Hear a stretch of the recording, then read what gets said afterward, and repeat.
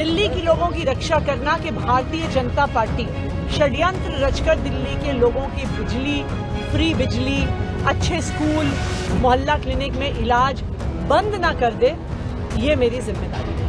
ఢిల్లీ కొత్త ముఖ్యమంత్రిగా అతీసీ మార్లేనా సింగ్ ను ఎన్నుకున్నట్లు ఆమ్ ఆద్మీ పార్టీ ప్రకటించింది. ఇప్పటికే ఆప్ లో కీలక నేతగా ఉన్న అతీసీ ఆప్ రాజకీయ వ్యవహారాల కమిటీ సభ్యురాలుగా ఉన్నారు. ఇక కేజ్రీవాల్ కేబినెట్ లో ఆర్థిక, విద్య, రెవెన్యూ, పబ్లిక్ వర్క్స్ వంటి కీలక శాఖల బాధ్యతలను చూశారు. ఢిల్లీ లిక్కర్ పాలసీ కేసులో అరెస్ట్ అయిన అరవింద్ కేజ్రీవాల్ బెయిల్ పై జైలు నుంచి విడుదలయ్యాక మంగళవారం నాడు తన ముఖ్యమంత్రి పదవికి రాజీనామా చేశారు. ఆప్ శాసనసభా పక్షం అతీసీని సీఎం గా ఎన్నుకోవడంతో ఢిల్లీ అసెంబ్లీ ఎన్నికలు జరిగేంత వరకు ఆమె ఆ పదవిలో కొనసాగనున్నారు. ఢిల్లీ యూనివర్సిటీ ప్రొఫెసర్ విజయ్ కుమార్ సింగ్, త్రిప్తా వాహి దంపతుల కుమార్తె అయిన అతీసీ ఢిల్లీలోని స్ప్రింగ్ డేల్ పాఠశాలలో చదువుకున్నారు. సెయింట్ స్టీఫెన్స్ కళాశాలలో ఆమె హిస్టరీలో డిగ్రీ చేశారు. ఆక్స్ఫర్డ్ యూనివర్సిటీ నుంచి మాస్టర్స్ డిగ్రీ పొందారు. 2013లో అతీసీ ఆమ్ ఆద్మీ పార్టీలో చేరారు. అప్పటి ఢిల్లీ విద్యాశాఖ మంత్రి మనీష్ సిసోడియాకు 2015 నుంచి 2018 వరకు సలహాదారుగా పనిచేశారు. 2023లో తొలిసారి విద్యాశాఖ మంత్రిగా బాధ్యతలు చేపట్టారు.